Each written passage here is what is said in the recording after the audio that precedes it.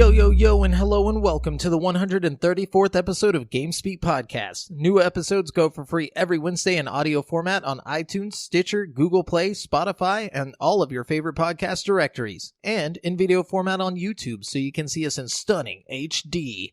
This show is two childhood BFFs bringing you all things video games. You can find us online at createforsanity.com where you can listen to episodes, subscribe for behind-the-scenes news, read rad articles, and buy sick t-shirts from our shop.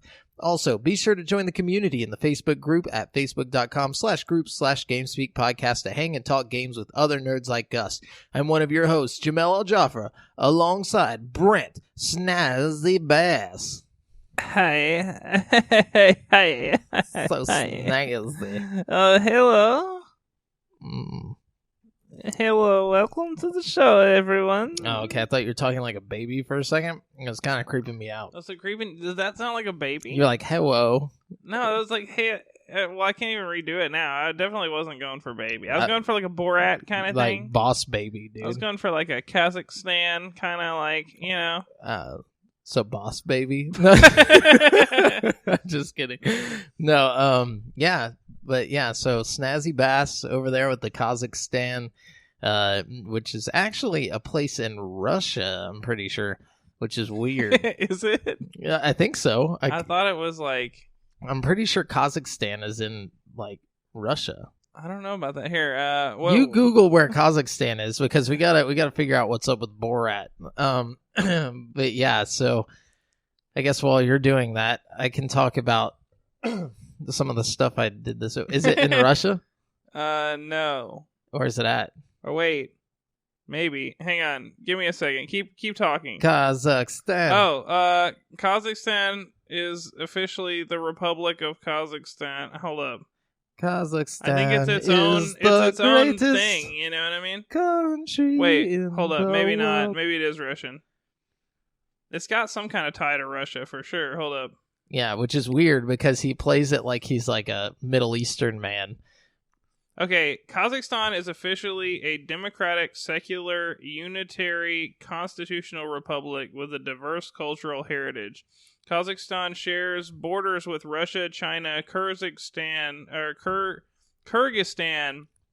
Uzbekistan, and Turkmenistan. I feel like somebody started the Stan name, and then the rest of them just stole it. They just stole it, yeah, for sure. They're like, oh, that's cool. We gotta. Like, no one will notice. Turkmena was like, oh, shit, dude, I'm gonna just throw a Stan. Turkmena. You know what I mean? Yeah, and Mr. Kazakh was like, oh, dude, I'm like, going. Oh, no. You're not the only one with a Stan around here. Yeah, he's got a whole Stan base, dude. Anyways. Hey! Bow! Blah! That's what we're here for. Yeah, so anyways, this week I saw the Joker movie. Did you watch it yet? No, I didn't. I've heard it's good. Spoilers, it's good. Yeah, so I'll have to look into it. Yeah, I'll have to check it out. You know, I heard it might cause mass killings, dude. So yeah, you got to be careful. Maybe I shouldn't go see it because I might just kill everybody if I go see it. Yeah, that's what I heard, anyways. Yeah, if you watch it, it might open up something deep inside of you, some deep-seated hatred. Shit, dude, you might just become the Joker if you watch it. Yeah, dude. Is that a fact? You are young, white, and male, so you have to be weary. I check all the boxes. That's all it takes. Oh, good. And yeah, but yeah, so there was a lot of controversy around this movie. All the critics were like, this movie was pointless, didn't need to be made. Lies. This movie was amazing, and they were just upset. The one thing I've heard about it, controversy-wise, is that they used a song that was really controversial, apparently. Yeah, because like some the pedophile singer made it, and they didn't want him to get royalties for the song or something. Which I agree. I mean, sure, use a different song. Plus, the song wasn't even that good. The song that they chose, that was probably the least hard-hitting part of the movie. But they had to get him with. They had to get this movie with something. Yeah, I was about to say. They had to be, they had to find some dirt on it, because they were so upset that nobody shot anybody after they watched it. So I feel like that. I feel like they were reaching at that point for sure. Yeah, they were like, oh yeah, well, they didn't check in with PETA to make sure that when the birds were flying by in the scene that they got paid for that. I guarantee you, the next time anybody gets shot, it's gonna be blamed. This movie's getting blamed. You know what I mean? It doesn't matter what the fuck happens, dude. It could be somebody robbing a gas station. They're gonna be like, oh, it was Joker, dude. It was Joker. Dude, Joaquin Phoenix did this. Todd Phillips did it. The guy who made The Hangover did this. Yeah, dude. You know? But anyways, good movie. It, like, even though, like, this isn't really spoiler territory because, like, if you read the synopsis, it's there. But there is, like, ties to Batman in this movie. Like, there are parts where, like, you see things that reference Batman and stuff. Sure. I mean, it wouldn't be a good Joker movie without a little bit of a Batman reference here and there. You know what I mean? I don't know, dude. This movie could have held with the little bit of Batman stuff that they showed in it. Like, honestly, if it wasn't there, the movie would still be just as good. Like, honestly, you forget it's a Joker movie halfway through the movie. Like, you're just like, wow, this is a really interesting story about this crazy guy, you know? And then, like, towards the end, you're like, oh, yeah, I forgot. This is like a DC movie, you know? But at the same time, like, it holds its own. It's like watching, like, a character, like... I've been planning to go see it. I mean, my girlfriend wants to go see it, which is super rare. I can never get her into superhero shit. So, you know, this is a once-in-a-lifetime kind of thing. I feel like I got to take advantage of it. You know what I mean? Absolutely. So we're definitely going to go see it at some point. I'm just kind of waiting for the hype to die down a little so I can have the whole theater to myself, you know? Yeah, make sure there's no men barging in with guns and stuff. But, you know, that was kind of, like, terrifying to me. I felt like what really made it terrifying was the fact that the media blew it up so much that, like, somebody's gonna, you know, commit a mass murder. I feel that like they did that on purpose. I feel like the government's like, let's get the media to blow it up so a mass shooting actually will happen. Yeah. Like, they're trying to get, like, the seeds planted in people's head. That's what I'm saying, because, like that would be the only reason. That shit. Yeah, you're giving all these crazy people ideas. Anyways, enough about all that. Or not giving them ideas, but making them, like, oh, yeah. You know what? I really should go do that. Yeah, it's like... And so the whole time... Channel 11 News, you know what I mean? Like, yeah, so the whole time I'm watching this movie, I had to keep looking at the little exit door just to make sure I wasn't going to get shot up by some idiot. And I was like, man, I just want to watch this fucking movie, but the news had to be like, if you watch it, you will die. That's why you got to just bring your bulletproof vest with you to the movies nowadays. Oh, yeah, dude. That's how I watch movies. That's the trick, you know? Then you can watch the movie in comfort, get like a Kevlar helmet, you know what I mean? You're good. Yeah, you know? dude. Just come in dressed like fucking like Saving Private Ryan, you know what I mean? Sit in the front row. Hell yeah. You're good. I actually sit in Bring one of those big metal X's, yeah, they have on like the beaches in Normandy. Just bring one of those, stick it in the seat behind you. You know what I mean? Stay low to the ground. Yeah, like just watch from under the seat, actually. Yeah. That's the best, the optimal watching position. I actually People have just spilling popcorn on you and shit. That would be terrible. I have like a personal murder hole that I sit in, you know, like how like a sniper nest. Yeah. It's all concrete around me. Anyways, so is that all you did this week? You just watched The Joker? That and lots of editing on a project that we're doing. Everybody. Mystery project. Yeah, it's probably going to be not that great. But guys, we tried. Yeah. You know, we're going to keep trying. So yeah, it's our first attempt at something like this. So whenever it does come out, hopefully you guys will watch it and give us some feedback, and then, you know, we can take that feedback and then just fuck it to the ground. No, I'm just kidding. No. And just not pay attention to it at all. Not listen to a single word you said. No, just kidding. Anyways, what about you? What'd you do this week? Oh, you know, I updated my iPhone. It's all futuristic now. I got all kinds of new things it's trying to do. My volume looks different when I turn it up and down. Oh yeah, I don't like it. It's weird. I got my PlayStation 4 controller. I was trying to play some multiplayer games, you know. By Borderlands? Oh, yeah. My bad. Well, yeah. I was going to say, I'm just saying it because I'm promoting it. Yeah. Because I mean, yes. We played JAMAL. some Borderlands together for Gouge Bro Off. I didn't mean to spoil Brent's currently playing. It's part of mine, too, so it doesn't matter. That's cool, yeah. But yeah, so... But I was trying to fix the controller. I had this old PlayStation controller and it like wouldn't go forward, right? Yeah. So I found this YouTube video and it was like, fix your controller. Your controller won't go forward. It was like, I'm gonna fix that shit. And I was like, hell yeah. It just breaks it more. Well, dude, so okay, the video had like 7,000 likes and like like 100 dislikes. You know what I mean? So I'm like, okay, this guy's legit. He knows what he's talking about. Yeah. So I unscrewed my controller and I did all this shit, took it apart, unplugged all this shit. And then I just fucking snapped it in half on accident, dude. The whole fucking controller, everything that was important. And so, I guess 7,000 other people could do this shit, but my dumb ass just fucking broke in half. Anyways, I just don't have a deft hand when it comes to, like, little electronic components. You know what I mean? Like, I'm not... You have to have the delicate touch. I don't. I'm like a bull in a china shop when it comes to, like, assembling tiny little parts. You know what I mean? Like, I don't know. Whatever the case may be, I broke it. So I went and bought this, like, Mad Catz looking ass fucking shitty controller and wasted all my money on that shit. Wow, that's sad. Yeah, pretty sad. Not a great turn of events, but Does it have a turbo button? No, it doesn't even have a fucking turbo button. Unfortunate. And then aside from that, I've just been playing video games and I'm watching this terrible TV show about little kids like competing to get a rap contract with Jermaine Dupri. It's kind of a terrible show. Are they good? Is Maddie B on it? No, they're not good. They're really not. But I got really addicted to the show and I watched the whole season. So who won? Who got the contract? This 16-year-old girl called Miss Mulatto, who I actually looked up. Because obviously you watch a whole season of a show, you're like, oh, I wonder what these kids are doing now. So like the show came out in 2016, right? And the kids are all aging from like 12 to 16. So the girl who won was 16. So now she's like, what? It's 16, 17. She's like 19 or 20 now. You know what I mean? So I looked up some of her music. She just put out an album like 3 months ago. She's changed her name from Miss Mulatto to just Mulatto. Wow. I at first I was like, man, I can't even say that, but now I can't say it even more. I feel like it's one of those where I'm too white to say that. Is it a thing you can't say? Mulatto. That's like a mixed race like person. Like. Right. Well, yeah, I think that was her thing. She's like, I'm taking the negativity out of it by making it my name. Anyways, that's fine. I just feel like if I were to walk out in public and be like, yo, I'm jamming some Mulatto, like people would be like, excuse me? Hopefully, no.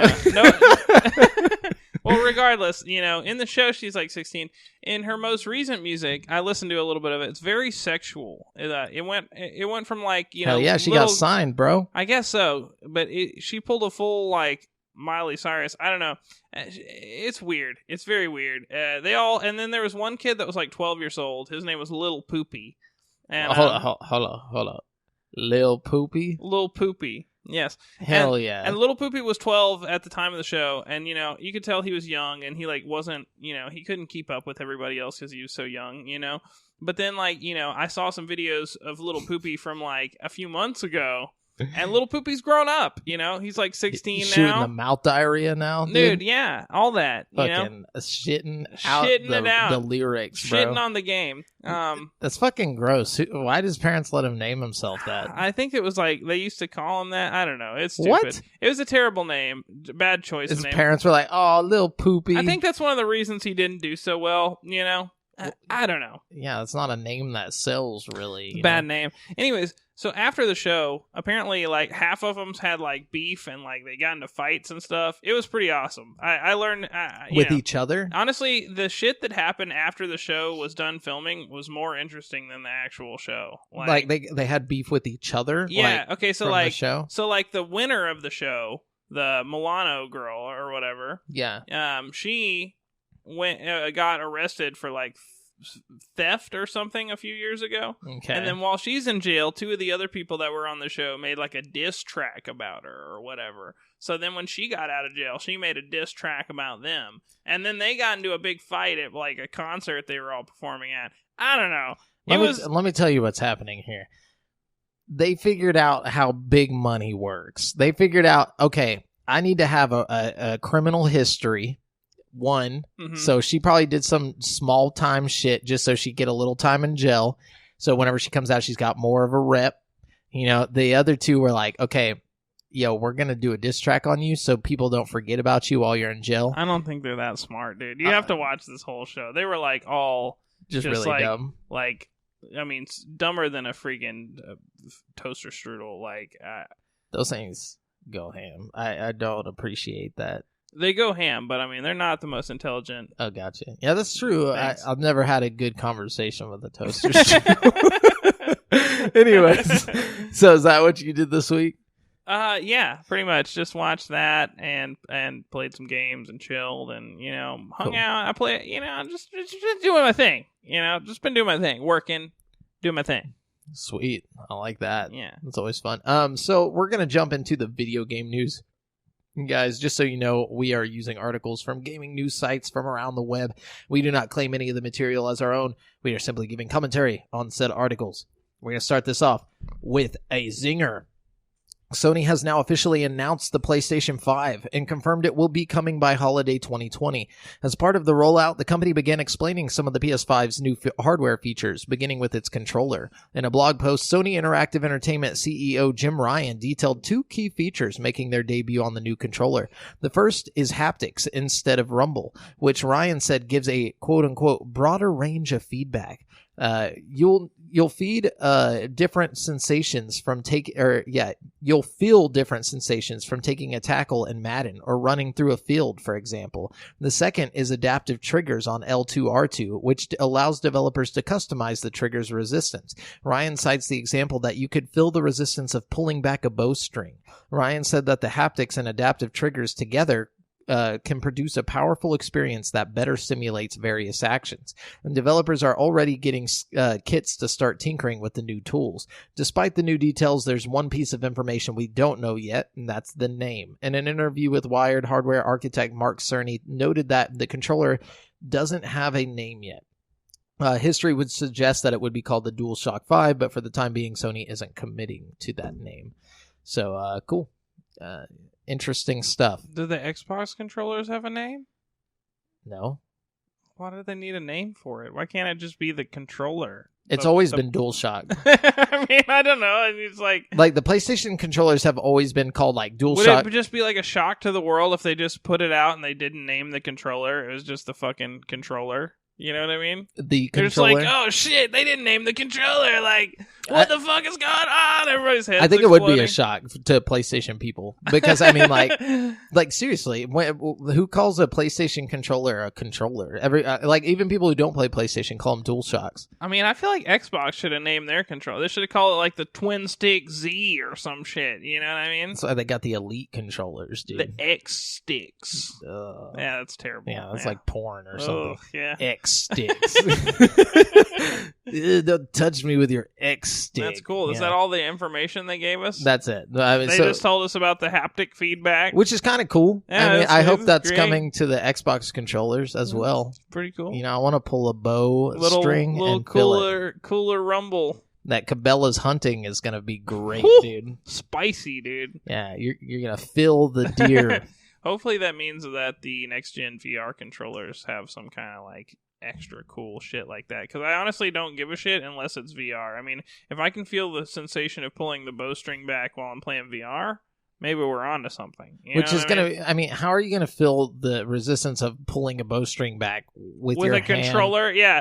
It just doesn't make sense. It doesn't make no damn sense. I get it. Maybe there'll be some resistance to you pulling the trigger, but why? Unless he's talking about VR, unless not. he's... Well, no. Yeah, I think he would. Maybe maybe they're going to put out a controller that when VR is introduced into the world will double as a VR controller. Maybe it'll split in half and shit, Maybe there's more to this than meets the eye. Or maybe not. Yeah, or probably not. Or it'll just be exactly like all the other PlayStation controllers. Okay. Anyways, what you got? Despite the game's title, Marvel's Avengers are the stars of the show. What? No, as revealed... Okay, I'm just going to cut the shit. Apparently, Miss Marvel is going to be the star of the show for the Avengers game. For whatever reason... I'm not surprised. Kamala Khan, the superhero Kamala Khan, Miss Marvel, will be the star of the Avengers story mode game. But see, that's a little weird to me because they made this big deal about, you're going to be playing as all the Avengers. Am I still going to be playing as all the Avengers? Yes, you can choose whichever character you want to play as, but she's the main person in the story. I'm guessing the storyline is about her, is what I'm guessing. But yeah, they made it like you play as any character, and like you. Well, I mean, they made it like in the gameplay I saw. The story switched you into different characters. You didn't choose your character. It was like the game chose the character for you as you like went from character to character. But I mean, like, for the multiplayer stuff. Oh, maybe, I don't know. Yeah, I don't know about all that. But I don't know, man. I will have to see how this game goes. You know, this is one of those that I feel like could go really either way. You know what I mean? Yeah. I'm going to go ahead and give it a 4 out of 10. No, 2 out of 10 here. Yeah, it can only go up from here. So as winter approaches in two big Star Wars properties, Star Wars Jedi Fallen Order and Star Wars Episode 9, The Rise of Skywalker, get closer to their release dates, a new line of Star Wars licensed cookware has been announced. If you can't get enough of the franchise, French cookware manufacturer Le Creuset, or Crusoe, I don't know what that actually says, has you covered with its official Star Wars collection. Shipping on November 1st, 2 weeks before Jedi Fallen Order's November 15th launch, Le Crusoe has a variety of cooking products ranging from $20 all the way to $450, all branded and colored in designs iconic to the Star Wars mythos. Le Crusoe also has a special edition item on sale for a limited time. The round Dutch oven, hand-painted to look like the desert planet of Tatooine, complete with its 2 sunsets, will be in quote, extremely limited numbers because of its handmade nature. It's priced at $900 and you can sign up to purchase it on Le Crusoe's official website. If you're stupid. No, I'm just kidding. No, that's actually kind of cool. I mean, if you're like a chef that loves Star Wars. And you want you a Dutch oven. Yeah, dude, that looks like Tatooine. That's, of all the things they could have made that Dutch oven, I thought you were going to say, like, the Death Star or, like, a fucking, like... I saw one, it looks like C-3PO. There's, like, a million cool things they could have done. Tatooine, the planet, is not... Tatooine's like a desert planet, so it's just like a brown ball? Is that... I mean, am I wrong here? What is it, like a fucking... Whoa. It's got 2 suns, though. I mean, do the suns do anything? Are they just like other balls floating around the brown ball? I mean, are they like an external smoker or something? Does it function? Yeah, it functions. For $900, it better function. I'll sell you a fucking brown ball you can cook shit in for $900. Where are you going to get it? I'll buy another Dutch oven, just paint it brown. Hand paint it? Yeah. Like, I give you hand-painted. handcrafted Tatooine. That's awesome. Dude, Anyways, that's cool. What you got? Bethesda has announced Fallout Legacy, a bundle compiling the definitive editions of all the mainline Fallout games. The only catch is that it's only coming to the UK and Germany. And PC. I don't know about that. Yeah, so...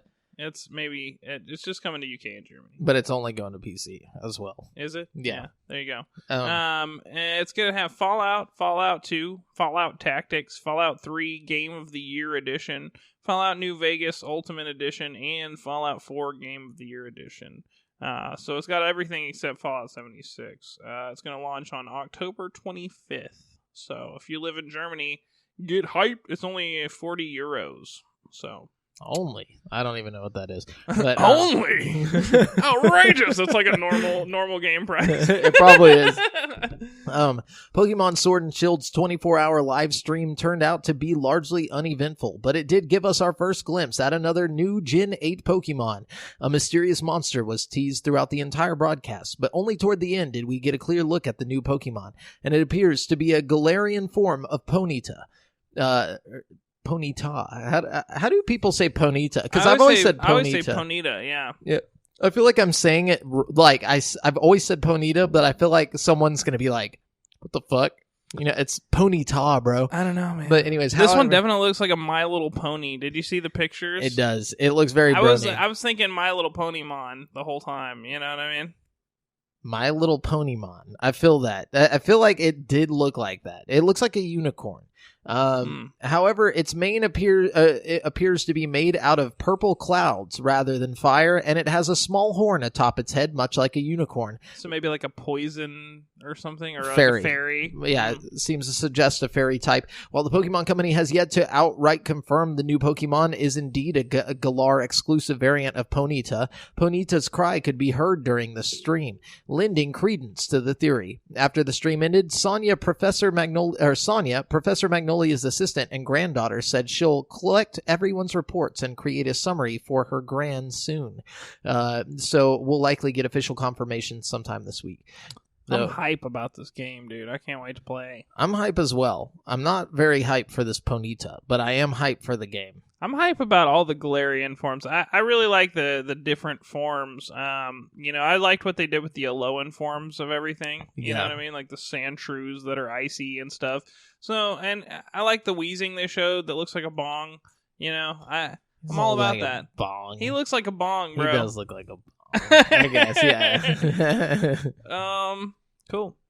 Rockstar Games has officially confirmed that Red Dead Redemption 2 is coming to PC and will be released on November 5th, 2019. Bring on the mods. So it's been a long wait, but after more than a year of anticipation, we finally know when Rick and Morty Season 4 will premiere. The new season's release date is set for Sunday, November 10th on Adult Swim, and the first trailer has been released. The date and trailer were revealed together in a tweet from the official Adult Swim account. The promo delivers a hilarious nonstop barrage of insane situations for the intrepid dimension-hopping pair, including robots, aliens, mutations, and experiments gone terribly wrong. As the voiceover tells us, quote, "Things are pretty much the same. All fucked up." End quote.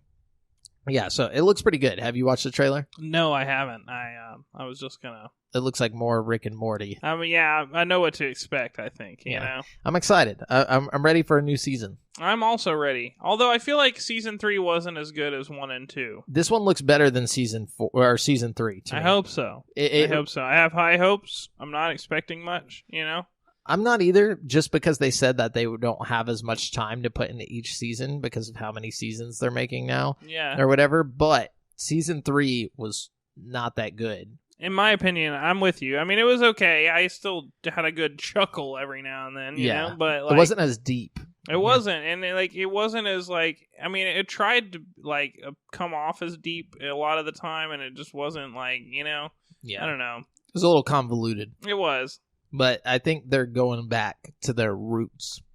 I sure hope hopefully. So. Anyways, what you got? Monster Hunter World's new Iceborne expansion is getting its first free update this week. But that's not the only new content players have to look forward to soon. In keeping with Monster Hunter tradition, Iceborne is getting some crossover skins next month. And these are based on another big Capcom game, Resident Evil 2. Beginning this November, players will be able to unlock costumes based on Resident Evil 2's protagonists Leon Kennedy and Claire Redfield. That's not all. It appears the Handler is also getting a new outfit that hilariously transforms her into Mr. X. Of course, it wouldn't be a proper Resident Evil crossover if zombies weren't involved. It appears zombified versions of hunters will also be added, though it's unclear if these are separate outfits, or if they're an effect caused by certain monsters. Resident Evil 2's infamous tofu Easter egg is also being added as a weapon accessory. Cool. Yeah, so there you go. Nerds.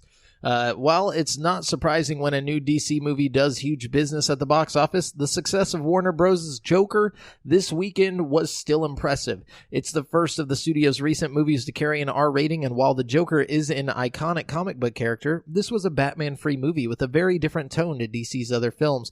Nevertheless, strong reviews and huge pre-release buzz helped this film smash the record for an October release in the U.S.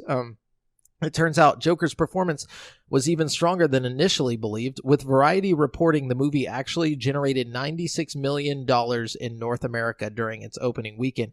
That's just in America. So the result is particularly impressive given Joker had a smaller production budget than many recent comic book movies, an estimated $55 million compared to Venom's $100 million and Justice League's enormous $300 million. Joker is also the fourth largest opening ever for an R-rated movie and worldwide. The movie made more than $234 million so far. Wow. That's awesome. Doing well. Good job. Good job. Let's see. Iron Man VR, the PSVR exclusive for PlayStation 4 that puts you in Tony Stark's iconic metal suit, is coming next year. In a new trailer that debuted at New York Comic-Con during the Marvel Games panel, the studio announced that Iron Man VR's release date is set for February 28th, 2020. And a lot of the people that tried it over there seem to think it's fantastic, so that's exciting. Yeah, I've heard nothing but good news about that. But also, at New York Comic-Con, Marvel Games announced a special edition for the upcoming Marvel's Avengers game from Crystal Dynamics, called the Earth's Mightiest Edition. It comes with collectibles signifying all 5 major Avengers characters, noting that each item was inspired by actual in-game events and items. The image shown on screen includes a statue of Captain America, Black Widow insignia, Hulk bobblehead, Thor's hammer keychain, and Iron Man blueprints, representing the 5 main playable characters. It also includes an Avengers emblem and a photo of the 5 assembled Avengers with a young Kamala Khan, aka Miss Marvel. More details on the Earth's Mightiest Edition, including a price, were not disclosed during the panel. Marvel's Avengers is coming on May 15th, 2020. Sweet! Oh, yeah. Let's see. Active duty military and veterans can grab dozens of Steam games for free right now through OSD's Games to Grunts program, an initiative centered around providing military members with digital games free of charge. The current crop of games includes Soul Calibur 6 and Tekken 7, the most recent entries in the pair of long-running fighting game franchises. To secure codes for the free games, you'll need to register a Games to Grunts account using your military ID. Note that some games are already selling out, so don't wait too long to claim your freebies. Along with Tekken 7 and Soul Calibur 6, active military and vets have a score of indie games to choose from. Here are a handful of standouts from indie developers and publishers like Tiny Bird and Meridian 4. No Time to Explain Remastered, Party Hard, Rhiannon, Curse of the Four Branches, The Silent Age, which I really like. Silent Age is great. Insurgency. It's worth keeping an eye on Games to Grunts if you're a veteran or currently serving in the military. Earlier this year, Games to Grunts offered a free 2-year subscription to Xbox Game Pass and a free 12-month subscription to Xbox Live Gold. So, yeah, I think that's pretty cool, and I think if you're in the military, it's probably a really good idea to get involved in that so you can claim your free stuff, you know? I mean, 2 years of Game Pass, that's a bet, you know? Yeah, support the troops. Yeah, support the troops. I think this is a cool thing to do for the troops, too, you know? Especially, like, if you're deployed, you got an Xbox over there, you know, you're like, oh, shit, how am I going to get some games? Like, all of a sudden, games to the grunts, you know? I like that. I think that's pretty cool. Yeah, for sure. All right, I'm out of news. You keep going. All right, let's see. The Writers Guild of America has scrapped the video game portion of their awards show, and all the writers for video games are supremely pissed off about it. Wow, why'd they do it? Because they said there's not enough good games. Damn, that's some fucking shade, dude. Yeah, and they said that 5 nominees for the 2018 Video Game Writing Awards included Assassin's Creed Odyssey, Batman: The Enemy Within, God of War, Marvel Spider-Man, and Pillars of Eternity 2: Deadfire. Ultimately, God of War would have won the I guess I mean, whenever that's the competition, it makes sense. I guess God of War really was the only one in there that was like, damn, this is a fire story, you know? Yeah, but still, you know, I feel like they shouldn't have, like, deprived God of War of their little award, you know what I mean? Like, well, they shouldn't have deprived them of the award, but maybe they shouldn't have tried to bring them in the first place, you know? If they were just going to turn around. I mean, they've done it the past several years. You know, this isn't like a new thing. They've been doing the video game awards since 2008, apparently. Damn, that's a long time. Yeah. I like how they just now decided what games were winning fucking writing awards back in 2008. That's what the fuck I'm talking about. Like okay. Halo, maybe? Yeah, exactly. Halo 3? It said some of the previous winners were Horizon Zero Dawn, Uncharted 4, Rise of the Tomb Raider, The Last of Us. But, you know, I don't know, man. To me, it just seems like they should keep it on there, but whatever, you know? We don't need them. There's other awards that we can win as video game people. We got the video game awards. And there's, like, the BAFTA, you know what I mean? So, anyways, There's a new R-rated Grudge reboot slated for January 3rd, 2020. I heard about this. Who's directing it? I'm not sure. And the only teaser that's been shown was behind closed doors at Comic-Con. So I haven't been able to find a teaser, but it looks really interesting. So I'm all about that. Grudge is one of my favorite horror movies, so. Apparently it's got a poster already. It's in the bathtub. Oh, so it's a bathtub with hair. Let me see. I just want to see if it says who's going to be working on it. That's all the news I have, so. Okay, yeah. The cast includes Lynn Shay from Insidious with Damien Bashir from Alien Covenant, Andrea Riseborough from Mandy, John Cho from Searching, Betty Gilpin from Glow, Jack Weaver from Silver Linings Playbook, and Frankie Faison from The Silence of the Lambs. I like a lot of those things, but I don't know any of those people. Me either. Yeah, it's like the people like off to the side, the backup. Yeah. Anyways, we're gonna jump on over to this week's releases, guys, where you can find out what new games are coming out in the next 7 days. There's a lot, so me and Brent are gonna go back and forth on reading these, so my brain doesn't explode. Yeah, we're just gonna blast through these for you guys' sake, because we literally have 12 pages of stuff here, and we're gonna do knock it out as fast as possible.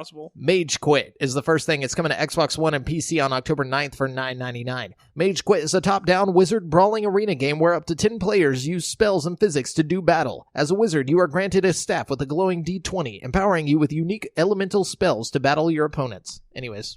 Virtual Villagers Origins 2 coming to Xbox One, PC, and mobile on October 9th for ? Amount of money. Return to the famed and mystical island of Isola in Virtual Villagers Origins 2. Craft, farm, and solve puzzles. Build a thriving village. Wow! Okay. Wow! And then we got Stellatum coming to Switch, Xbox One, and PC on October 9th for $14.99. Throw a barrage of rockets on hordes of enemy ships, burning everything in your path in Stellatum, an exciting auto-scrolling top-down shooter. Cool. We've got Draw a Stickman Epic 2 coming to Xbox One on October 9th for $4.99. Imagination is the key, blah, blah, blah, blah, blah. Basically, you draw a Stickman, and your Stickman actually goes through and you fight. I have this on Switch. I think I have the first one on Switch, and it's actually really cool, but it's only cool because you have the ability to physically draw on the Switch, you know what I mean, on the touchscreen. So I can't imagine how it's going to be cool on Xbox, you know what I mean? Because I don't know. Yeah, how are you going to draw? You draw your Stickman, and then you draw the sword he uses and stuff, and all kinds of cool shit, and he actually uses the stuff you draw, and you make little hammers for him, and he breaks rocks. I don't know, it's kind of cool. Could you just draw a bunch of dildos? Yeah, absolutely. If you wanted to, you can make him be wielding a huge dick through the whole game. Hell yeah! with a. You could make him a big dick just walking around. Nice. We need to do the couch bro up of that. Anyways, draw a dick man.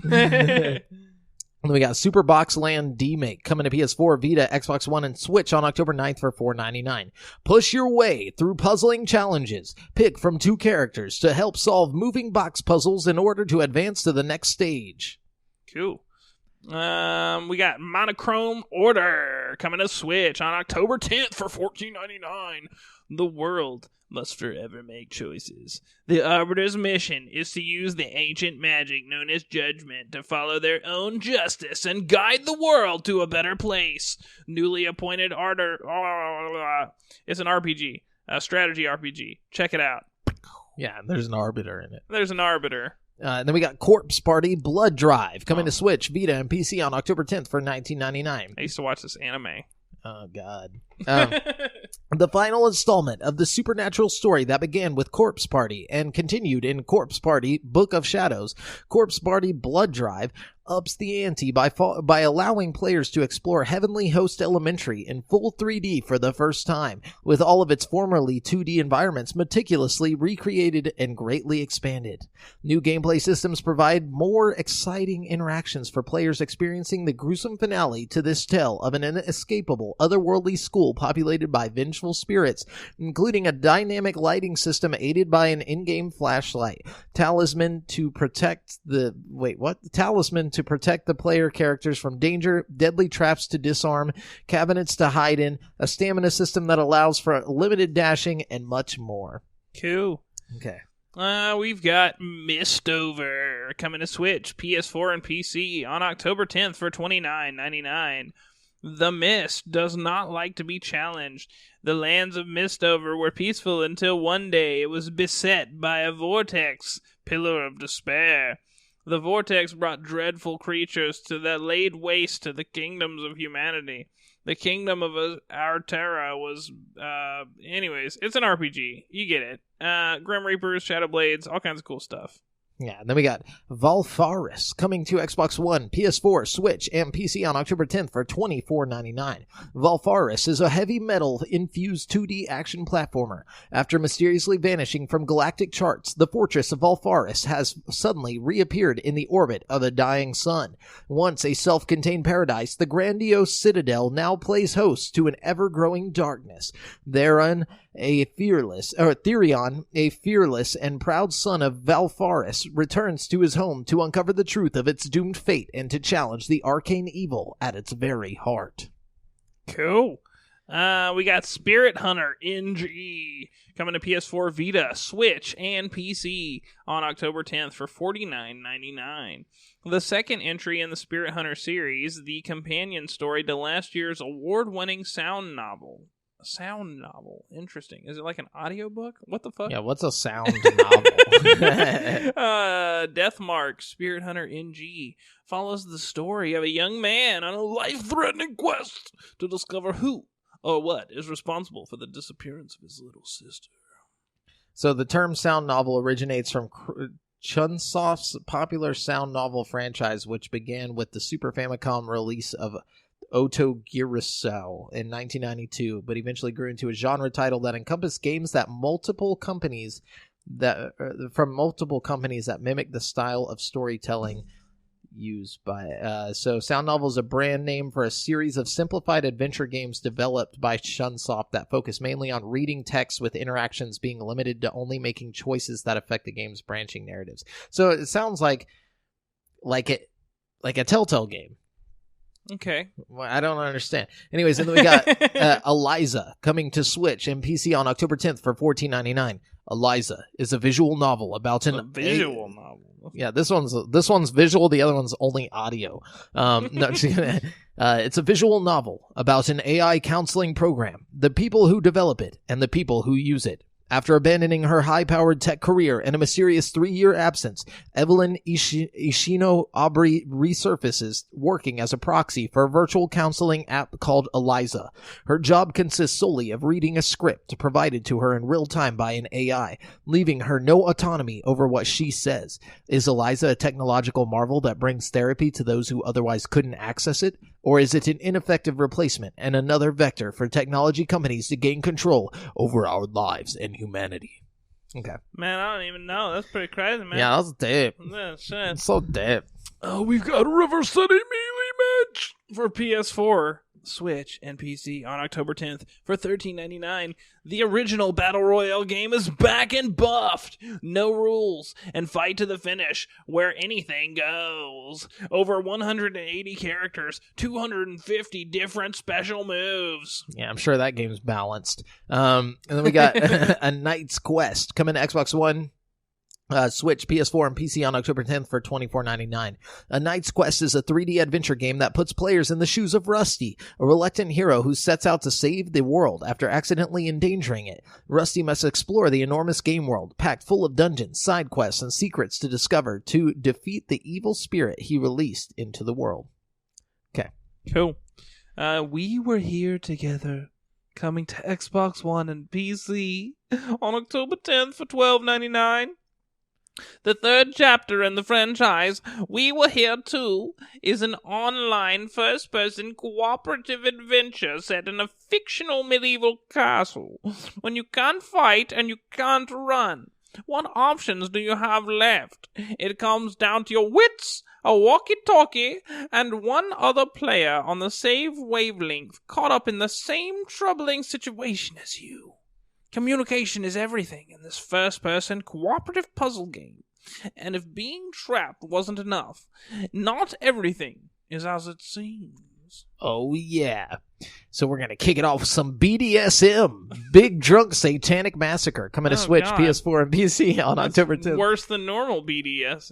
Yeah, it was pretty bad. I was like trying to Google what this game was like on my work computer. So I'm just like Googling BDSM like Switch. Just like people all tied up. No, it's a BDSM Switch. You know, so like you think like a Switch, like it's smacking people with it. Yeah. I was like, literally, that's what was popping up, and I was like, okay, fuck this game. I was like, I don't care to find the price.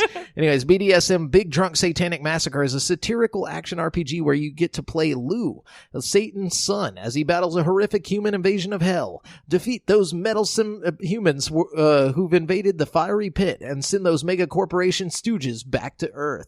Grab your guns, stock up on milk, and save hell. That's gonna be awful, dude. Yeah, it sounds pretty bad. Anyways, we've got Queen's Quest 4, Sacred Truce, coming to Switch on October 10th for $14.99. The realm of the Five Kingdoms faces a formidable challenge. A mysterious power is trying to destroy the relationship between humans and elves and start a conflict. What will happen to this legendary world when the covenant of magic between humans, elves, dwarves, goblins, and hobbits ends? After many years of peace between the Five Kingdoms, dark clouds are gathering over the realm of humans and elves. After an attempt to assassinate the Elf King, life's delicate balance, which was only maintained through the magic of the Sacred Truce, has come to an end. What's a goon to a goblin, bro? Anyways, Deliver Us the Moon is coming to PS4, Xbox One, and PC on October 10th for $29.99. Deliver Us the Moon is set in the near future where the Earth's resources are nearly depleted. The nations of the world have come together to create the Worldwide Space Agency, WSA. Under the banner of the WSA, astronauts were sent to the moon to conduct research aimed at securing the future of mankind. Sadly, due to bickering between countries, no solution has been agreed upon. Now, with man's absolute last resources, you, a brave astronaut gone rogue, take this great step to the moon in a do-or-die secret mission to save humanity. During your adventure, your only companion will be a small robot named Ace, or ASE, the all-seeing eye. Together, you will traverse the moon, explore abandoned facilities, and perhaps even uncover some secrets and hidden agendas with the information you gather. Only by working together will you be able to stand a chance in succeeding on delivering the moon. That sounds so fucking dumb. What the fuck? Yeah. Okay. The Bradwell Conspiracy, coming to Switch on October 10th for $19.99. The Bradwell Conspiracy places the player as an unnamed museum visitor waking up in the aftermath of an explosion at the Bradwell Stonehenge Museum Solstice 2026 Gala. To escape the chaos, the player must work with Amber, a Bradwell employee trapped elsewhere in the collapsing building. Due to an injury, the player's means of communication is sending pictures to Amber via a pair of Bradwell AR smart goggles. Dick pics. However, their escape route is a perilous one, and players will soon find themselves in the depths of hidden underground complex full of secrets. With a brutalist art style unique to the Bradwell universe, plus original 3D printing and photography gameplay mechanics used to solve the many puzzles throughout, the Bradwell Conspiracy will offer a truly immersive gameplay experience. Yeah. Okay, cool. Asgard's Wrath is coming to PC on October 10th for a certain amount of money I couldn't find, but become the next great Asgardian god. Earn your place among the gods and prove your mettle in this Norse-inspired action-adventure RPG. Use your powers to complete Loki's test of worthiness by helping preordained heroes of the realms fulfill their destinies. Sharpen your swordplay and bring your own fighting style into the fray with next-level combat. Okay. We got Mabel in the Woods coming to Switch October 10th, $14.99. The strange cult that resurrected you speak of an ancient prophecy that says you will hunt down the great beast, take their shape, and use their powers to save this dying world. But what if they're wrong? Okay, and then we got Tracks, the train set game. Little Jamel would be so excited. It's coming to Xbox One and PC on October 11th for $19.99. Enjoy creating your own toy train set with tracks. An expensive sandbox toy train building simulation which lets you... lets you lay down track pieces, create bridges, and build towns with easy-to-manage gameplay. Once you're ready, hop into the driver's seat and ride your little train in first-person view, controlling the speed and direction as you ride the rails. Sweet. Yeah, there, that's enough. Cool. So we got Fallback coming to PC October 11th for ? Lead the Rebellion in an epic roguelike adventure. Players take control of the remnants of humanity, exiled to a subterranean city as they search for captured and playable rebel leaders ready to join the fight. Do some caretaking jailers. There you go. Yeah. We got Doorman. Story of Seasons. Switch and PC on October 11th for $49.99. Everyone's favorite robotic cat from the 22nd century is here in Doraemon. Story of Seasons. Everyone's favorite robotic cat. It's a crossover between the world of the classic manga anime series and the idyllic story of Seasons gaming franchise. Nobita and other familiar faces from the Doraemon franchise will take part in a heartwarming journey across an original town, enjoying traditional Story of Seasons activities like growing crops, cultivating their farm, exploring, bug hunting, and many more. Wouldn't it be and much more? All right, anyways, what do you got? Killer Queen Black. I know this one's kind of a big deal. I don't really give a shit, though. Yeah. Switch, Xbox One, PC, October 11th for $19.99. After millions of play sessions upon its explosion into the arcade scene in 2013, Killer Queen Black brings the strategic multiplayer action gameplay home with a new glam rock-inspired 16-bit pixel art style and similarly themed 80s metal tunes. Up to 8 players split off onto blue and gold teams to fight for their hive. Yeah. So there you go. Yeah. Anyways, we got Aluris coming to Xbox One, PC, and mobile on October 11th. Couldn't find a price, but prepare to embark on a journey like no other in the role-playing adventure Aluris. Play as a reluctant hero or villain to save the world, or just to save a colony of bears from lumberjacks. However you play, you're sure to walk away with a few crazy stories about your adventure. Cool. Let's see. We got Debris Infinity coming to Xbox One, Switch, PC, October 11th for $4.99. Debris Infinity is an action-packed game that puts your reflexes to the limit, allowing you to manipulate time itself to make impossible maneuvers, using an advanced scoring system to rank your performance. Okay. Then we got Frostpunk coming to Xbox One, PS4, and PC on October 11th for $29.99. A steampunk-themed game on a frozen world. Frostpunk asks what choices you would be willing to make and how far could you bend morality to stay alive. If they want me to pay $29.99, they're going to have to give me a little more info than that. More info. Anyways. Sure. We got Grid coming to Xbox One, PS4, PC, and Stadia on October 11th for $59.99. It's kind of expensive. This is the 4th game in the popular racing series. Grid delivers intense wheel-to-wheel racing action, spanning 4 continents and some of the world's most famous city streets and race circuits. So exciting. So exciting. And then we got Eternoblade 2 coming to PS4, Xbox One, and Switch, and PC on October 11th. Couldn't find a price for this game, but harness the Eternoblade and defy the abyss in this sequel to the fast-paced action puzzle platformer. In Eternoblade 2, use the power of time itself to outwit your enemies and explore mysterious new dimensions. Cool. We've got Active Soccer 2019. As opposed to unactive soccer. As opposed to like lazy soccer. Yeah, okay. It's a top-down arcade-y soccer game. It's coming to Switch, Xbox One, $11.99. Boom. On October 11th. October 11th. And then we got Lost Artifacts Time Machine coming to Xbox One, October 11th for $14.99.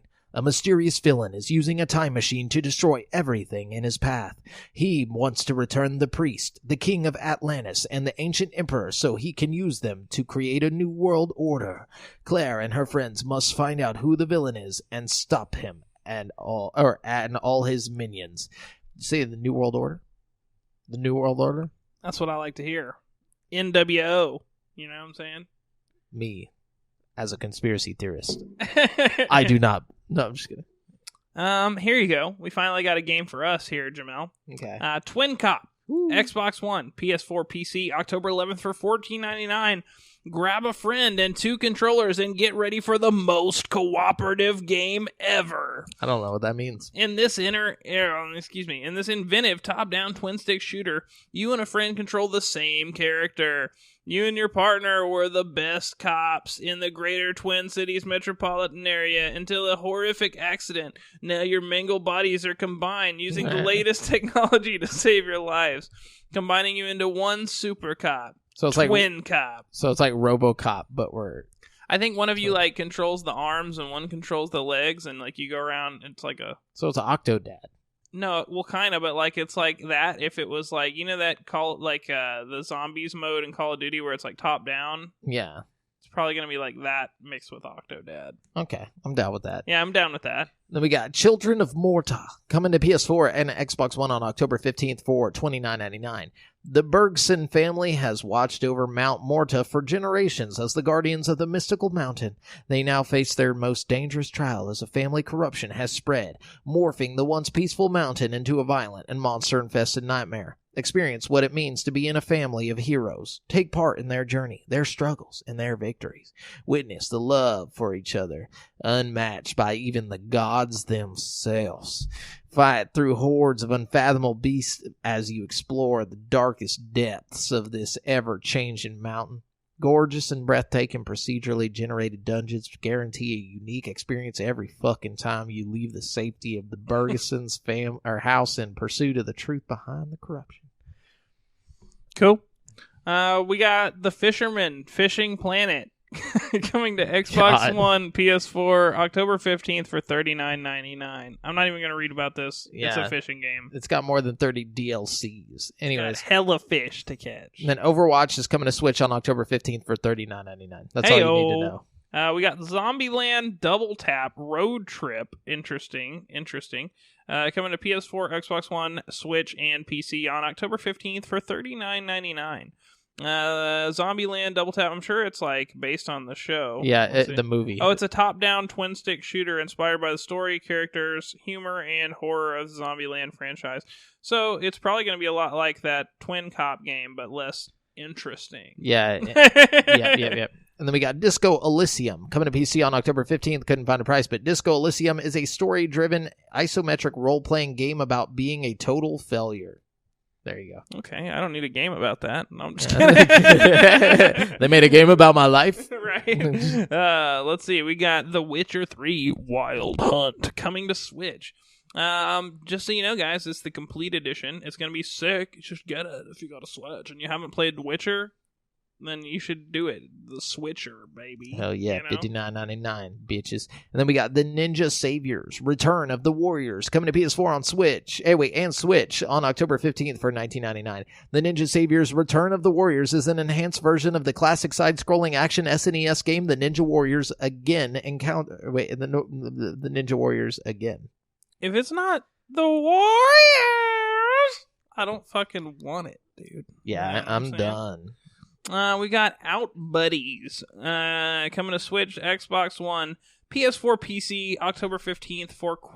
Amount of money.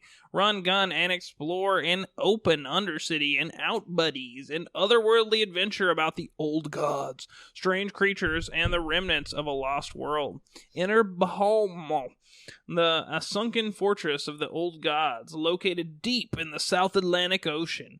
Maritime archaeologist and adventurer Nikolai Bernstein and his life support droid buddy must combine their unique skills to overcome Balim's hostile creatures, uncover its secrets, and find their way home. Thank God we are done with this week's releases. Why is so much shit coming out? They must have done some kind of market research or something and like, oh yeah, this is the best time to release the games. Let's just all release our shit. Yeah, 12 pages worth of games for 7 days. And not a good game in sight. No, I'm just kidding. I guess The Witcher and Overwatch. I mean, that's pretty cool. That's good. That's cool and stuff. But those are both like, just the same Trash. game. No, I'm just kidding. Those games both suck. But anyways, we're going to jump on over to currently playing. Let us know what you've been playing recently or today, even, on Facebook at facebook.com/groups/GameSpeak podcast. I'll just tell you what I've been playing. I played some Borderlands 3 with you, but I also have been playing Dishonored 2. Oh, that's a good one. And I beat... Who are you playing as, Corvo or the girl? Corvo. Okay. And then I beat... because actually, Dishonored 2 is on Game Pass, so... If really? you have Did they Pass, do that recently? Yeah, it's like 2 days ago. Remember? It's a sick game, yeah. You know what's cool is I actually have the first Dishonored remastered on Xbox. I've been wanting to play 2 again for a while now, so that's exciting. Hell yeah, it's there. It's ready to go. And then also I beat Super Hot. Super Hot. Super Hot. Super. Did you hot. Did you do the VR one with me? I played the VR one, but I just beat the flat one. VR One. Yeah, the flat one's good too. You know, it's really creepy. The fucking like dialogue and shit in that game. I don't know. Just the whole game gives me the heebie-jeebies. I love it. I think maybe in the VR it would have, but like as a flat screen game, it just kind of was like, oh, this is fun. Yeah. It wasn't really like creepy. You got to check it out in VR. There's a lot of like little, I don't know. It's got its own little lore to it, I think, you know? I don't know. It's kind of tight. Yeah. That's cool. Good game. I've been playing Borderlands 3, you know, been going hard. I'm like level 10 in my little mech guy. I just got off Pandora, so like, you know, the cool thing I found out about Borderlands 3 is like you go to different planets and shit. Like there's all kinds of different maps and planets, different environments. I really like Borderlands 3. I mean, there's nothing like crazy special about it or anything, but it's a lot of fun, you know? I mean, if you're into the Borderlands games, you know. More Borderlands. Definitely my favorite so far out of, like, you know, if I had to go pick up a Borderlands game to play, this would be the one. You know what I mean? I like it. It's got everything I like about the pre-sequel mixed with everything I like about 2. You know what I mean? With all the stupid shit cut out. You know what I mean? Yeah, I enjoyed it from what I did play, but definitely the split screen is a little lacking on the quality. Yeah, I think they need some patches. But then again, you know, you got to think, this is probably why most developers don't do split screen nowadays. You know what I mean? Like, yeah, the rendering, all that. Then again, Gears of War seems to function really well. Also, I mean, I think it has something to do with the menus. Like, the menus just, like, for some reason lag the entire fucking game. Well, I think also, you know, I think it has to do with the fact that there's a big open world you're rendering, you know? So, maybe not like a big open world, but much bigger than a map from Gears 5, you know what I mean? Yeah, so, for like, sure. you got all this stuff that has to be rendered for both little screens, you know? I mean, when you're playing it on you know, one screen, it looks great, you know? It looks fantastic. And I think maybe after a couple patches, they'll fix up some of the split screen stuff, you know? Hopefully so. And guys, you can see us play Borderlands 3 on Saturday whenever our Couch Bro Up episode of Borderlands 3 goes up. So be sure to check that out on YouTube. Just type in Create for Sanity. It's all one word. If we get 2 more subscribers over there, we can change our URL. Oh, so it'll make it so much easier. We really need to change it. Yeah, check that out, guys. It's going to be great. I've also been playing Ni no Kuni on the Switch. I'm playing it really slowly because I'm just playing a bunch of other stuff, and I haven't had a lot of time to really play it. Every time I do start playing it, I like fall asleep because it's like late at night, you know. But I've been playing it very slowly, and I'm enjoying it. It's a really chill, like, I don't know. It's a really relaxed game, you know, no stress kind of thing. Then I've been playing Pokemon Go, like, nonstop. My girlfriend's, like, really hard into Pokemon Go now, so, like, every 5 seconds she's, like, walking out the door. She's like, you want to go play Pokemon with me? And I'm like, okay. You know, even if I'm not really feeling it, I'm just been playing Pokemon a lot lately. And I have been playing Call of Duty Mobile, like, nonstop. I'm, like, fucking obsessed. It's, like, my favorite mobile game I've ever played. Like, I'm really, really into it. And I'm really good at it, too. I'm just fucking destroying people, dude. My thing is, like, I can't tell if it's bots. You know, I feel like there's a lot of bots going I don't on. think so, man. I think it's fucking real people. I think it's just a matter of like, most people are bad with touchscreen controls, you know? And there's no controller option right now to keep it balanced, I think. Yeah. You know? So, I don't know. I think I'm just better at using a touchscreen as a controller. And I think also other people are trying to do the little tap on the screen to shoot thing. And I've just got mine set to, like, when you point it at people, it shoots automatically. So I'm just smoking people with my, like, fucking aimbot shit. You know what I mean? Like, hell yeah. I don't like it, though. I don't like the aimbot. I feel like I'm not doing anything. Really? Yeah, it just feels like there's no skill. You just aim. I don't know, man. I mean, I use when you use the other weapons, it still fucking has you do the button. You know, like if you use your special weapon, like the flamethrower or the minigun or whatever. Yeah. And I'm shredding people with those, too. Like earlier, I played a Battle Royale match, and like that's another thing. I think the Battle Royale mode on there is maybe my favorite Battle Royale out right now. They put a Battle Royale mode on there? Oh, yeah, dude. You got to get to level 7 before it unlocks. See, that's the thing. Okay. You got to actually play the game, get up in there. You know what I'm saying? Yeah, I played like 4 rounds, and I was like, I'm bored. Bro, you got to get up in there. But fucking the Battle Royale mode is, without question, in my opinion, the best Battle Royale that's out right now. It's like a big open world. Yeah, it's like better than fucking the Black Ops 4 Battle Royale. I don't know why, but it's just so fucking satisfying. There's like all kinds of weapons. It's like fucking somebody threw a bomb at me earlier, and like zombies came out of it and started attacking me, and like fucking I won a match earlier by like shooting a grenade launcher into this little house where this guy was hiding. It's just like so satisfying. I fucking love that game. If anybody's trying to get the smoke, let me know, because they can get it. So is that what the zombies thing was? It was like part of the Battle Royale? No. That was just like a weapon in the Battle Royale. But I mean, like, they have a whole nother zombies mode on the way that they're developing right now. Nice. Okay, cool. Yeah. That's all that matters to me. Mm-hmm. Anyways, yeah, so is that what you've been playing? Yeah, that's what I've been playing. All right, so we are going to jump on over to the topic of the show. Topic. Show. Topic. Show. Topic. Anyways. Super. This week's topic of the show is our favorite mods. Our top 5 favorite video game mods. Yeah. So we're going to start this off with number 5. Cinco. You want me to kick it? Yeah, Cinco de Mayo, please. Number 5 for me is the Incredible Hulk mod for GTA 5, where you can become Mr. Bruce Banner himself and hop around Grand Theft Auto's map.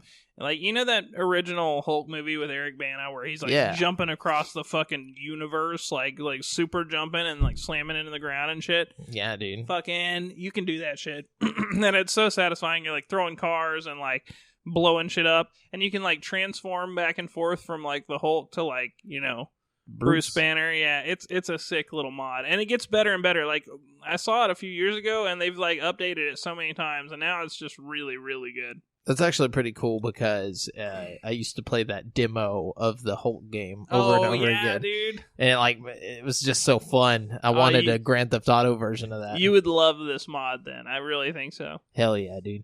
Number 5 for me is the only serious, well, one of the only serious ones I have, but the Sith Lords Restored for KOTOR 2. That's a cool one.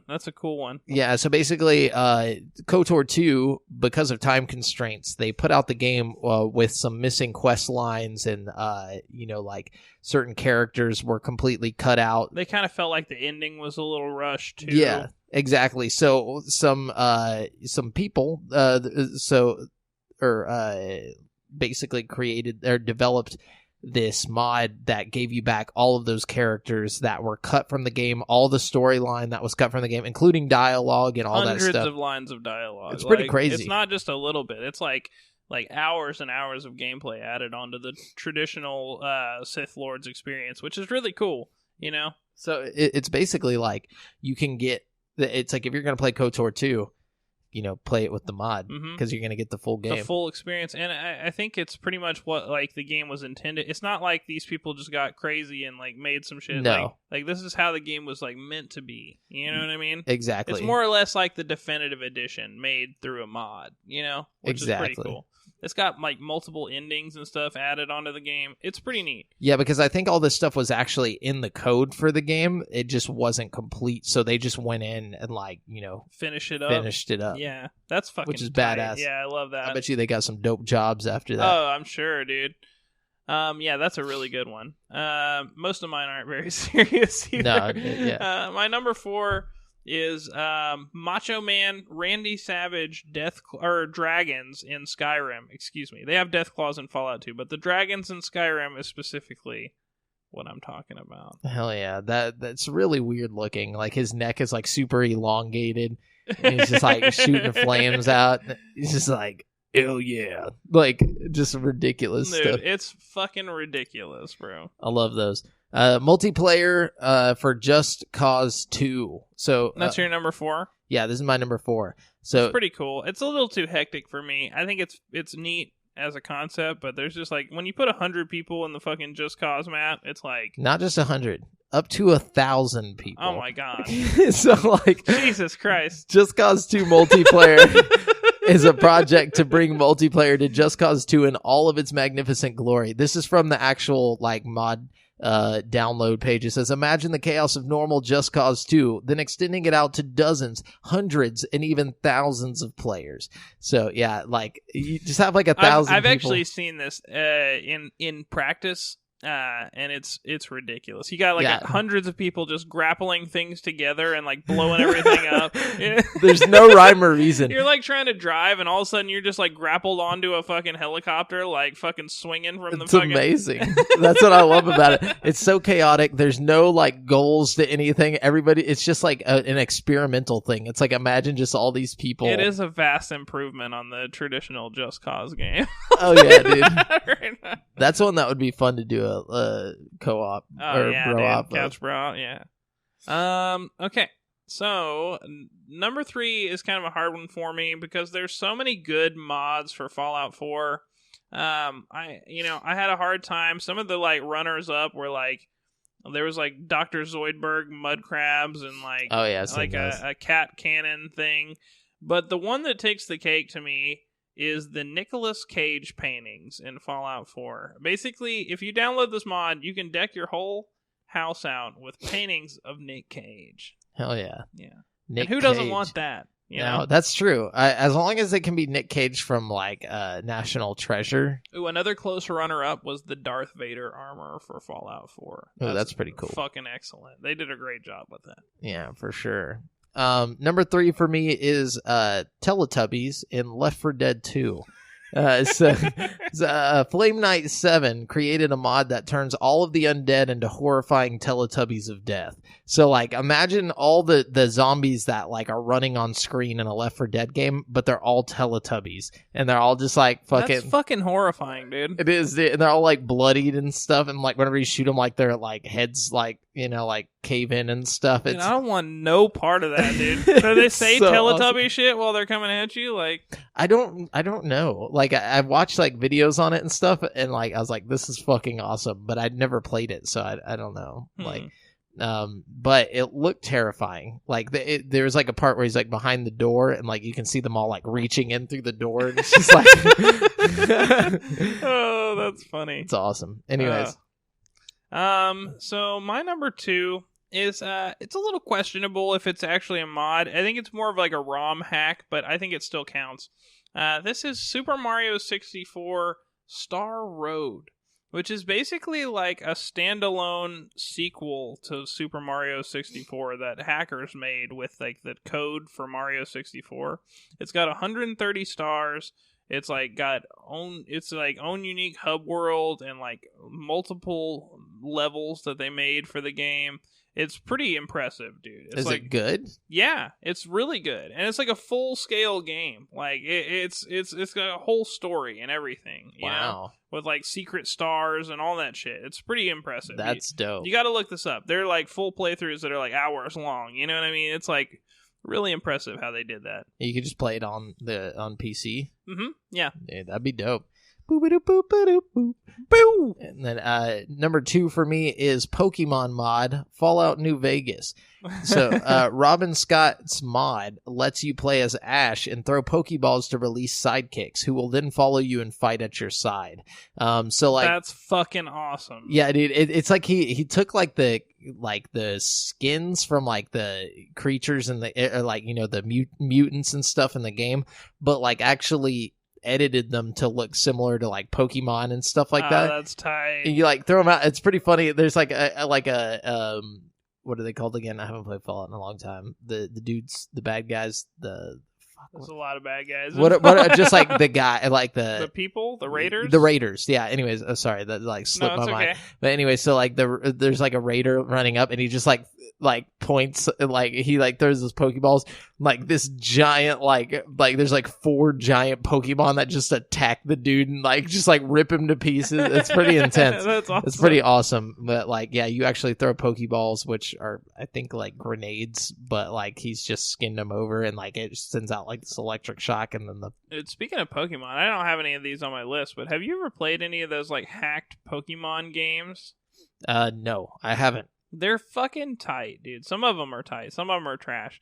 But they have some games that are like, basically like I was saying with Super Mario 64, like people hack the code for Pokemon and they make like their own fucking whole Pokemon games. Like there's one called like Pokemon Glazed, and it's like you're in this like donut world catching Pokemon. I don't know, it's weird. And then they have one that's like a zombie, like post-apocalyptic Pokemon thing. I don't know. They have a lot of really cool ones that are like ROM hacks for Pokemon. Yeah, like on the actual Game Boy and stuff. Like, have you seen those where like people like somehow create these like fake ass Pokemon games for the Game Boy? Yeah, it's like, what the fuck? Yeah, it's the same games. They just somehow get them onto a cartridge, and then you know what I mean? Yeah, that's insane. It's pretty wild, but you can get the ROMs for those games like online and play them pretty easily. Like you can even play them on sites that like let you stream them. Basically, like you don't even have to do a download. Oh, really? Yeah, that's pretty cool. It's like play it on your phone or some shit. That's cool. So my number one is probably a lot of people's number one, and for good reason. It is Black Mesa, which is basically a full-scale Half-Life 1 remake with the Half-Life 2 engine.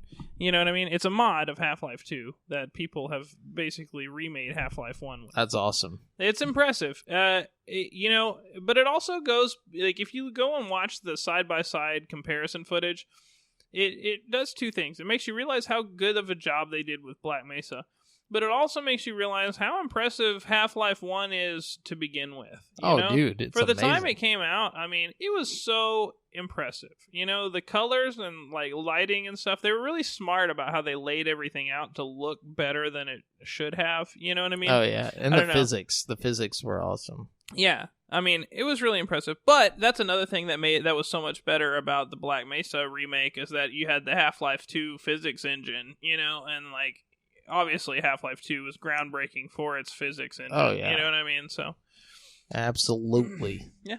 My number one is probably also a lot of other people's favorite mod. It's the Thomas the Tank Engine Skyrim mod. Fuck yeah, dude. So, according to Brock, the Skyrim mod got him in, quote, so much trouble, and that attention followed him across other Thomas the Tank Engine mods that he made. Quote, Mattel... I was about to say, he's got some Fallout 4 Thomas the Tank Engine mods, too. Oh, yeah, dude. So, quote, Mattel pretty much wants me dead at this point, Brock says. It's the reason why the Fallout 4 mod can't be found on any normal website. Sure enough, if you run a search for Thomas the Tank Engine on Nexus, the largest distributor of Bethesda mods on the internet, absolutely nothing comes up for Fallout 4.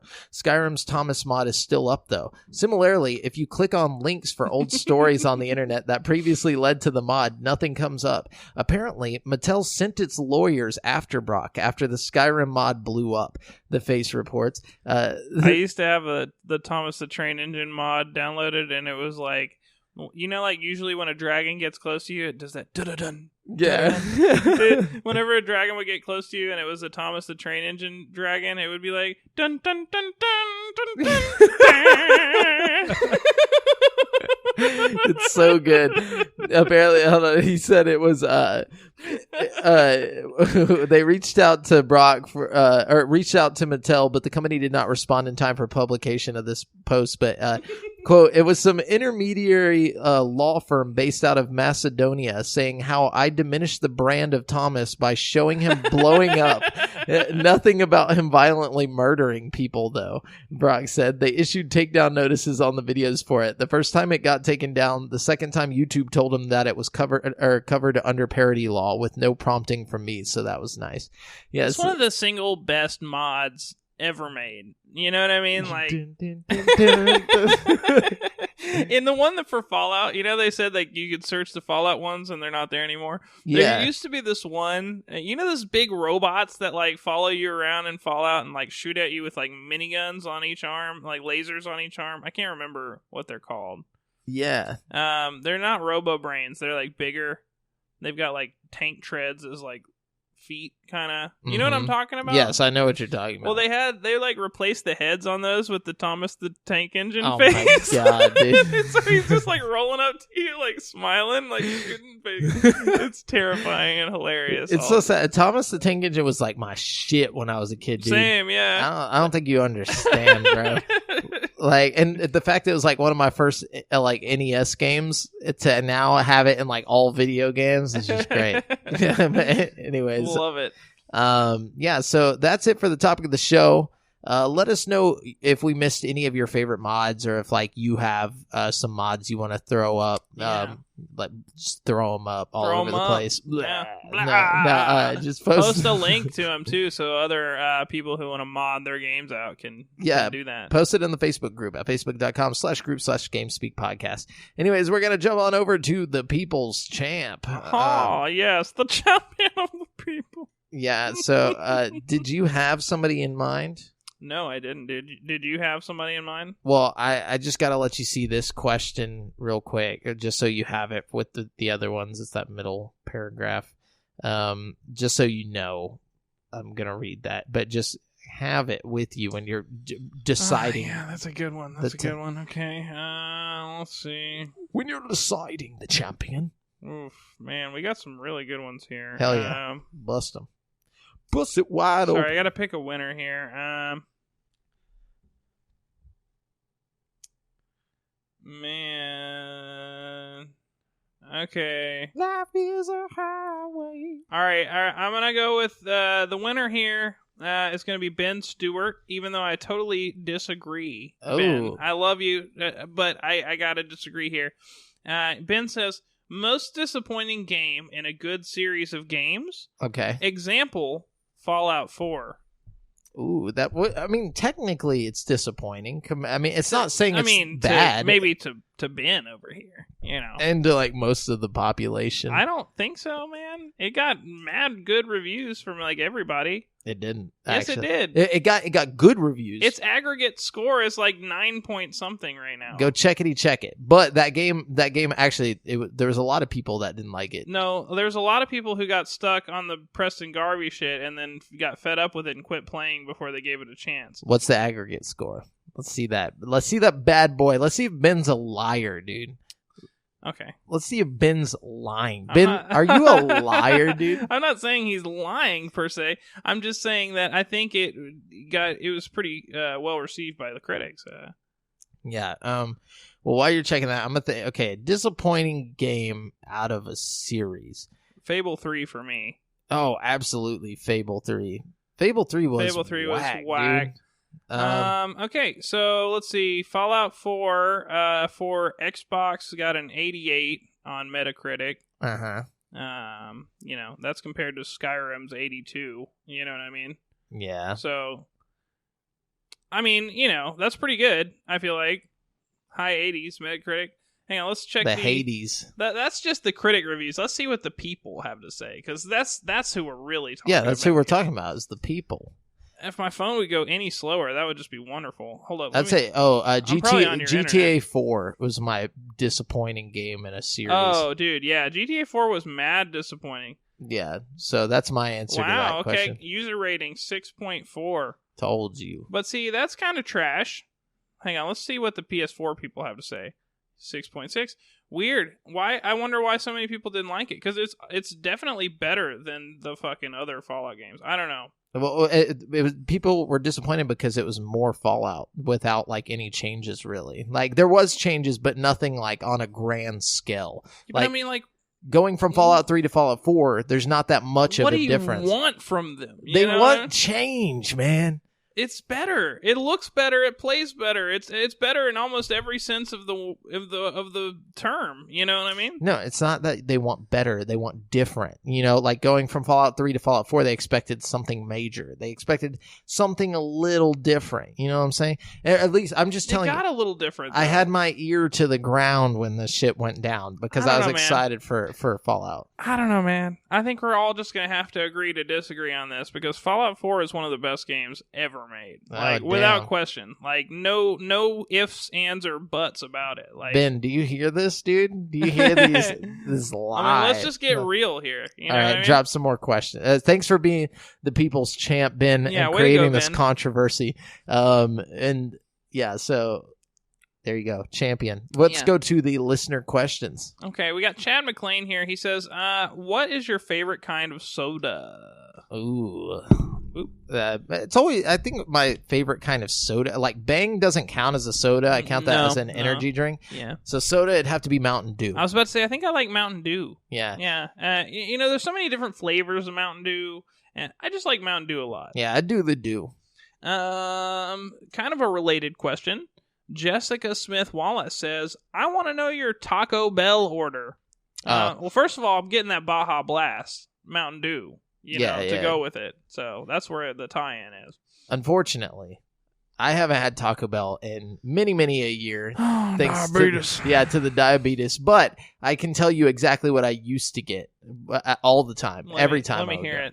So if I wasn't going dollar menu and I wasn't getting like beefy 5-layer burritos we're going all the way tonight. Yeah, if I'm going combo, I get a number 6, which is 2 beef beef Baja Chalupas with a soft taco. Oh, you're going to like my order then. Okay, let's hear it. I get the $5 toasted cheddar chalupa box. Oh, God, dude. Which is basically, it comes with 2 tacos and then this chalupa, right? Yeah. But the chalupa has cheddar cheese, like, fried onto the outside of it, and it's, like, crispy cheddar on the outside of the chalupa. I just imagine there's, like, a dude in the back with, like, a fucking flamethrower, just like, and some dude's dropping cheese in front of the chalupa, and he's just like... Dude, that's basically what it tastes like. It's heaven, dude. It is fantastic. I might go get one after I leave here. It's so good. It sounds good. I'm hungry now. Thanks, Jessica. Yeah, thank you for that. We got Jason Charlesworth here. Charlesworth. Such a fancy name, dude. Yeah, you've got a wonderful name, Jason. He says, it appears Sony has updated the controller for PS5, though I haven't confirmed. Do you think Microsoft will have the same deal with their new console, especially with the new version of the Elite controller on the horizon? You know, that's a wonderful question, Jason. I was actually thinking about this while we were talking about it on the show earlier. I actually mentioned that. I said I hope the Xbox has the same thing. Mm-hmm. Yeah, and this really comes down to, like, how much the developers are going to utilize it, I think. If the Xbox does have some kind of haptic feedback in their controller, I think that developers will be a lot more likely to utilize it in every game. You know what I mean? For sure. As opposed to developing a rumble feature for the Xbox and a haptic feature for the PlayStation. You know, I don't see them. I think they're just going to do one or the other and then implement it, in both controllers. I don't know. I think it will be there. I think that Xbox and PlayStation know what the other is doing, typically, even though we feel like they don't know. I think they got little spies. Yeah, they got spies, dude. So, like, they both are probably doing the same exact thing with their controllers. And, like, if PlayStation already has these kits out to developers, that means Xbox has people that have played with these kits and know what's going on. So they're doing the same. Absolutely. Yeah. Absolutely. Cool. Good question. Really good question, Jason. We've got Audra, my love. She says, what is the best weapon you've ever used in a game? Ooh, that's tough. You know, for me, I got to give this honor to the pistol in the original Halo game. You know, I mean, the Magnum. They just smoked fools. The Magnum was the dope, dude. That was the dope. The dope. That and also the DMR from Halo 4. Man, once the DMR got introduced, like everything else, the battle rifle became bullshit to me. The fucking assault rifle was always shit. But oh man, you put a smacking on people with the DMR, dude. Yeah, 6 headshots, dude. That's all it takes. Which Just a shit ton of headshots. But it's so powerful. It really is. And then, was that the last question from there? No. We have, Okay. let's see. We have Devin Mayer. He says, Woo. favorite mods throughout gaming. Well, we just talked about that. Yeah, we got you on that. Got you on that, Devin. Got you. So, back it up a few minutes if you want to hear the answer to that. We got Nick Geyer. He says, did Philip ever get that credit card situation figured out? I don't know, man. What? I have no idea. I guess Philip's got a credit card situation. Does that have something to do with GameSpeak? Like, did we take his credit card? I think we took his credit card. No, I don't think we took his credit card. Philip, we took your credit card. I think we took your credit card. Anyways, hope you get that credit card situation figured out, Philip. Yeah, I was like, you're starting to get into like some weird shit. A cop's on there, like, which one of you guys took Philip's credit card information? Anyways, yeah, no, we don't do that unless you're getting a shirt. And we don't even get to see the credit card information. No, unfortunately. Yeah. We would take it. No. No, but yeah, go buy a shirt. Anyways, so one last question. It is from Jason Domick in 1991, our boy over in, across the pond, not in it, but he says, what two video game characters would you like to see in a match to the death? Who do you think would be, who do you think would make an epic battle? Two characters. Epic battle. Match to the death. All right, you choose a character and I'll choose a character and they're going to battle. So, how do we know it'll be epic? Just because you're going to choose a character that you just want to see in a battle with somebody. Okay. We're going to make this a co-op game. Okay. So. Okay. Okay, I got it. Okay, who you got? Sweet Tooth from the driving game. Twisted Metal. Twisted Metal, okay. yeah. I want to see him out of the car, beating the shit out of people. Okay. Oh wait, they already did that. Yeah, that's been a thing. That game was horrible. It wasn't that bad. Everybody says it's horrible. It wasn't that bad. Everybody just says it's bad because it's not Smash Bros. It was like a different kind of game, Everybody wanted it to be Smash Bros, and when it wasn't Smash Bros, everybody got pissed off. Are we gonna have to go to the aggregate score for this, Brent? No, just kidding. No, I mean, it's undeniable how bad this game did. You can't defend it. But it was pretty fun. I mean, if you had the right group of people, it was pretty fun. Okay. So are you still sticking to Sweet Tooth? Is that who you're sticking to for this question? Yes. Okay. I'm going to pick Buzz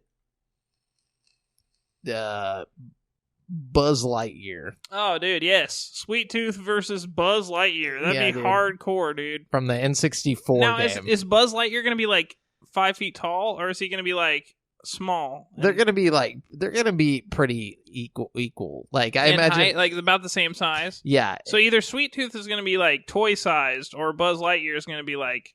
Yeah, this is like they both jumped out of their game. Like, so Buzz Lightyear's all like kind of pixely looking and shit. Well, they're both kind of pixely looking. They're both from that era. Yeah. Like I'm talking the Toy Story N64 game. That would be a sick game, dude. Hell yeah. It would be. RC, just fucking shooting like fucking guns and shit. Oh, I like that. Yeah. Anyway, so that's the listener questions for this week, guys. Thank you so much for all the questions. That was dope. We love you all, especially all of you. Yeah, especially all of you guys. Especially all of you.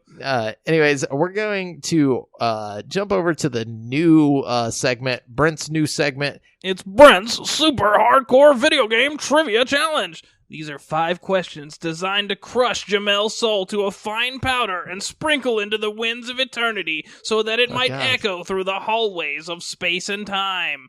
This week's topic, game names. Wow, I'm having existential fear now. Question number 1. Okay. What is Mario's full name? Mario.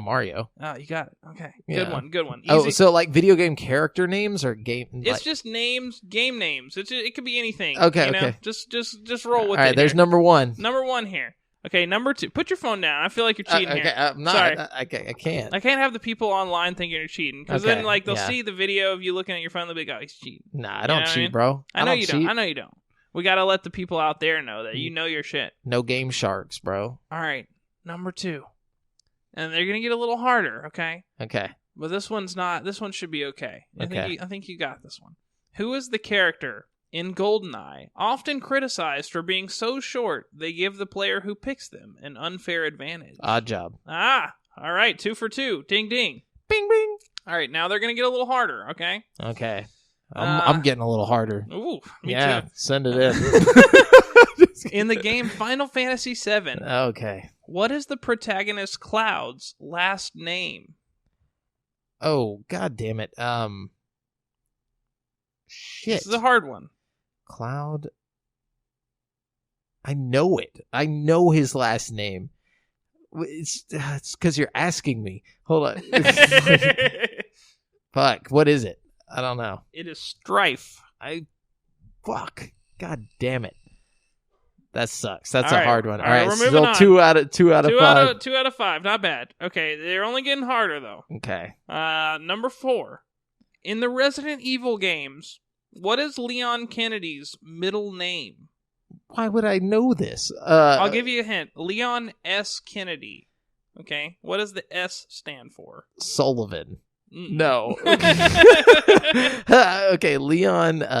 See, I didn't play the second game all the way through, so I don't know this one. Leon. I'm gonna give it one more S guess. One more guess. Leon. Think basic white guy.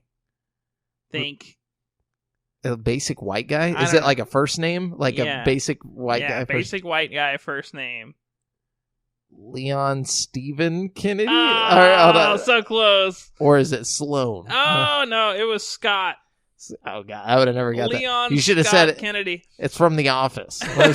All right, two for 2. This Damn. is the tiebreaker here. Okay. I might finally have you this week. No. Number 5. This is a hard one, too. I'm sorry. Okay. What is the name? And if you can get any of this, his first name, last name, any part of his name, I'll give you the answer to this question. What is the name of the character you play as in the game The Secret of Monkey Island? No, I don't know this. Why would I? You'll never guess it either. It's impossible. What's it start with? What's the letter? A G. Gary? You'll just never guess it. It's just impossible. Okay, what is it? It's Guybrush Threepwood. Yeah, fuck that. I would have never. Okay, yeah, I've never played that. I finally got you on one. Actually, I did. I played like on Xbox One. I like downloaded it and played for like 2 seconds, and I was like, I'm done with this. So, well, there you go. But yeah, well, that's it. That's fine. I'm okay with this loss. I'm not gonna cry about it. But hey, you still got 2 of them. Yeah, 2 out of the 5. You're not. It's not a total. It didn't get wiped or anything. You know. And also, I won the last 2. Yeah. So I'm one still ahead of feather the out of the game. cap. You're still doing good. Still doing really good. If I start losing way more, then we'll have a problem. Then I might watch The Joker. With intent. You don't want him to watch The Joker. No, this time. Never know what kind of ideas he might get. Violent ones. No, but oh goodness. Anyways, that's it for the show, guys. Remember, you've been listening to GameSpeak Podcast, courtesy of CreateForSanity.com. The show goes up. The show posts for free every Wednesday on all podcast directories. Be sure to submit any questions you want read on the show to the GameSpeak Podcast Facebook group at facebook.com/group/GameSpeak Podcast. Check out our video content on YouTube. All you have to do is search Create for Sanity. It's all one word. And if you want to stay up to date with your boys, you can find me on Twitter at the handle @JoffreyJamel and Brent at Brent Has One. That's the number 1. And check out the GameSpeak Podcast Instagram, where we be posting pictures and videos, and we get questions from people like our boy Jason Domick in 1991, and we ask questions. It doesn't matter. We do a lot of stuff out there.